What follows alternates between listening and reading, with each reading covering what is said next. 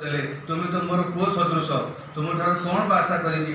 ଶେଷରେ ଗ୍ରାହକ ଜଣକ ମଉସାଙ୍କୁ ଗୋଟିଏ କାଗଜରେ ନିଜର ମୋବାଇଲ ନମ୍ବର ଦେଲେ ଓ କହିଲେ ଏହି ନମ୍ବରଟି ପାଖରେ ରଖନ୍ତୁ, ଯଦି ଯେତେବେଳେ କିଛି ଅସୁବିଧା ହୁଏ ତେବେ ଏହି ନମ୍ବରରେ ମୋତେ ଜଣାଇବେ। ମଉସା ତାଙ୍କୁ ପଚାରିଲେ ଆପଣ କେଉଁଠି ରୁହନ୍ତି? ଗ୍ରାହକ ଜଣକ କହିଲେ ମୁଁ ଜଗନ୍ନାଥ ମହାପ୍ରଭୁଙ୍କ ସେବକ, ମୁଁ ମଧ୍ୟ ମୋ ସ୍ତ୍ରୀକୁ ଘରେ କହେ କେବେ ହେଲେ ପୁତ୍ର ପ୍ରେମରେ ଅନ୍ଧ ହୁଅ ନାହିଁ, ଭବିଷ୍ୟତରେ ବହୁତ ପସ୍ତାଇବାକୁ ପଡ଼ିବ। ଏହି ଗପ ରୂପକ ସତ୍ୟ ଘଟଣାରୁ ଏତିକି ଶିକ୍ଷା ମିଳେ ଯେ ପୁଅ ହେଉ ବା ଝିଅ ହେଉ ସେମାନଙ୍କୁ ଉତ୍ତମ ଶିକ୍ଷା ସହ ସଂସ୍କାର ପିଲାବେଳୁ ଦେବାକୁ ହେବ, ଯାହାଫଳରେ ସେମାନେ ତାଙ୍କର ଜୀବନରେ ଠିକ୍ ସମୟରେ ତାହାର ଉପଯୋଗ କରି। ମନୁଆ ଏକରକମ ଦୌଡ଼ିବାକୁ ଲାଗିଲା। ରାସ୍ତା କଡ଼ର ବରଗଛ, ତା ପାଖକୁ ଠେଲା ଗୁପଚୁପ୍ ଷ୍ଟଲ୍, ତା ପାଖକୁ ଅବନୀ ଭଳିଆ ମିଠା ଦୋକାନ। ଥକି ପଡ଼ୁଥିଲା ସଉରି। ମନୁଆ ପଛରେ ଦୌଡ଼ି ଦୌଡ଼ି ଅନେକ ଥର ବୁଝାଇଛି ତାକୁ, ତୁ ବଡ଼ ଭାଇ, ତୁ ଯଦି ଏମିତି ଛୋଟ ଛୋଟ କଥାରେ ଜିଦ୍ ଧରିବୁ, ସିନୁ କିଟୁ ମାନୁକୁ କ'ଣ କହି ବୁଝେଇ ବସେ? ଯେତେ କହିଲେ ବି ଇଟା ବୋହୁନି କି ରୋଷେଇରେ ସାହାଯ୍ୟ ଟିକେ ବି କରିଦେଉନି।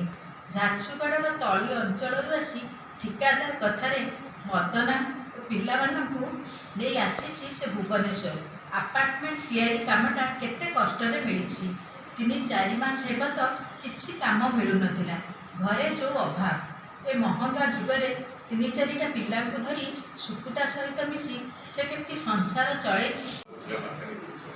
আসল শুনিমা গল্প অসহায় মাতৃত্ব গাঢ়পিতা শ্রীমতী পরিণীতা সাহু।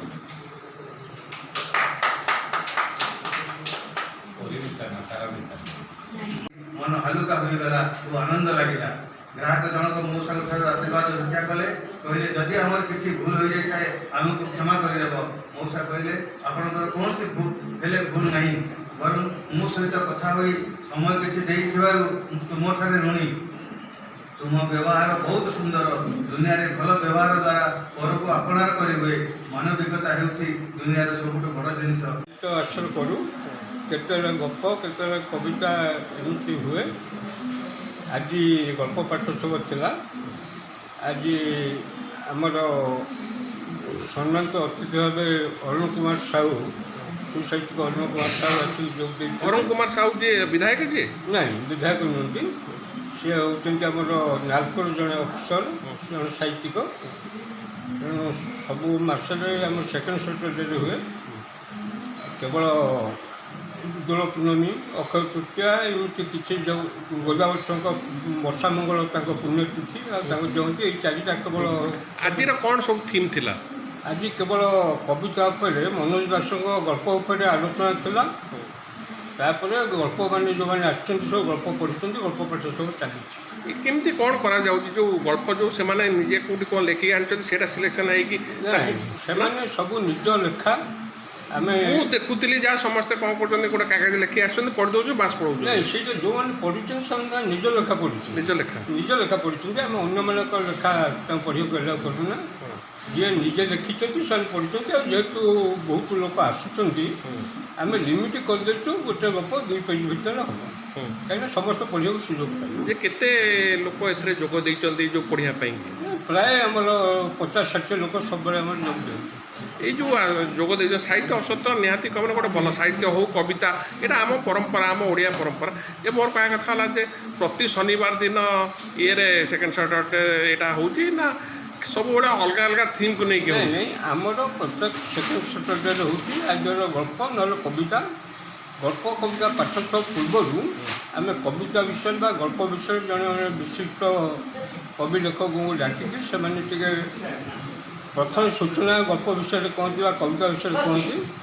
ତାପରେ ଆମର ଆରମ୍ଭ ହୁଏ ଗପ ବା କବିତା ପାଠୋତ୍ସବ।